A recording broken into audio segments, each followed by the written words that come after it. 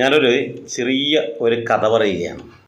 ഒരു മുത്തശ്ശി അവരെപ്പോഴും കുളത്തിൽ നിന്നും 2 മൺപാത്രത്തിൽ വെള്ളവും എടുത്തിട്ട് തൻ്റെ വീട്ടിലേക്ക് വരും. അവിടെയുള്ള കൃഷിയിടങ്ങളെല്ലാം നനക്കും.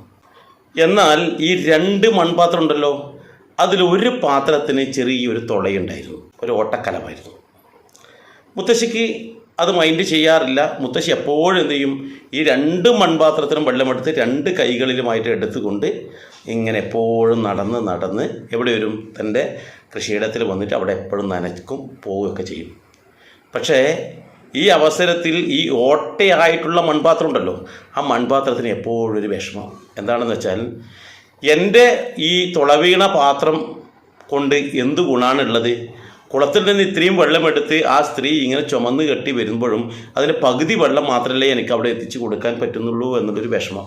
ഇത് കൂടാതെ മറ്റേ പാത്രം ഉണ്ടല്ലോ, തുളയില്ലാത്ത പാത്രം, ആ പാത്രം എപ്പോഴും ഈ ഓട്ടയായിട്ടുള്ള തുളയുള്ള മൺപാത്രത്തിനെ ഇങ്ങനെ പരിഹസിക്കും. നിനക്ക് എന്തിന് കൊള്ളാം, നിനക്കൊരു ഗുണവുമില്ല, നീ ഓട്ടയായതുകൊണ്ട് ആ സ്ത്രീ ഇങ്ങനെ കഷ്ടപ്പെടുത്തുന്നു, അങ്ങനെയാണ് ഇങ്ങനെയാണ് എപ്പോഴും കുറ്റം പറയും. അവസാനം ഈ മൺപാത്രം, ഓട്ടയായ മൺപാത്രം ഉണ്ടല്ലോ, തുളവണ, ആ മൺപാത്രത്തിന് എപ്പോൾ ഭയങ്കര വിഷമായി. ഒരിക്കൽ ഈ പറയുന്ന മുത്തശ്ശിയോട് ഈ മൺപാത്രം പറയാണ്, എന്നെ എവിടേക്കും കളഞ്ഞോളൂ, എന്നെക്കൊണ്ട് ഒരു ഗുണവും ഇല്ലെങ്കിൽ പിന്നെ എന്തിനാണ് ഇത് ഉപയോഗിക്കുന്നത് എന്ന് പറഞ്ഞു. അപ്പോൾ മുത്തശ്ശി പറഞ്ഞൊരു വാക്കുണ്ട്, എന്താണെന്നറിയോ? ആരാ പറഞ്ഞാൽ നിന്നെക്കൊണ്ട് ഗുണമില്ല എന്ന്? എനിക്ക് വരൂ, ഞാൻ കാണിച്ചു തരാം. ഈ മൺപാത്രത്തെ എടുത്ത് ഈ മുത്തശ്ശി കുളം മുതൽ തൻ്റെ വീട് വരെ വരാറുണ്ടല്ലോ, ആ വഴിയുടെ ആ വലതു ഭാഗം കാണിച്ചു കൊടുത്തു. എന്നിട്ട് പറഞ്ഞിട്ടുണ്ടോ, ഇവിടെയൊക്കെ പൂത്തുലഞ്ഞ് നിൽക്കുന്ന ഈ പൂന്തോട്ടം കണ്ടല്ലോ, ഇതിന് കാരണക്കാരൻ നീയാ.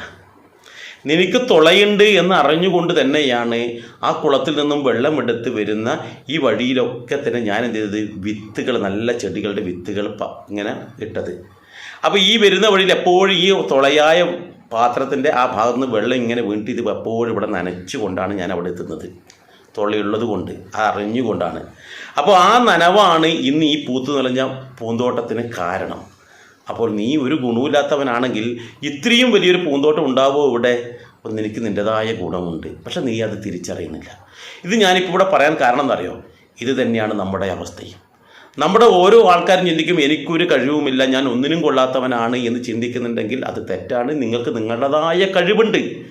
നിങ്ങൾക്ക് സൗന്ദര്യമില്ല, ആരോഗ്യമില്ല, അതുപോലെ തന്നെ മറ്റ് കഴിവുകളില്ല, എനിക്ക് കിട്ടിയ പങ്കാളി ശരിയല്ല, എൻ്റെ കുടുംബസ്ഥിതി ശരിയല്ല എന്നൊക്കെ നമ്മൾ ചിന്തിക്കാറുണ്ടെങ്കിൽ അത് തെറ്റാണ്. നിങ്ങൾക്ക് നിങ്ങളുടേതായ കഴിവുണ്ട്. നിങ്ങൾക്ക് കിട്ടിയ പങ്കാളിക്ക് നിങ്ങളുടേതായിട്ടുള്ള കഴിവുകളുണ്ട്, അവരതിൻ്റെതായ കാര്യങ്ങൾ ചെയ്തു തരും എന്ന് നമ്മൾ എപ്പോഴും ചിന്തിക്കണം.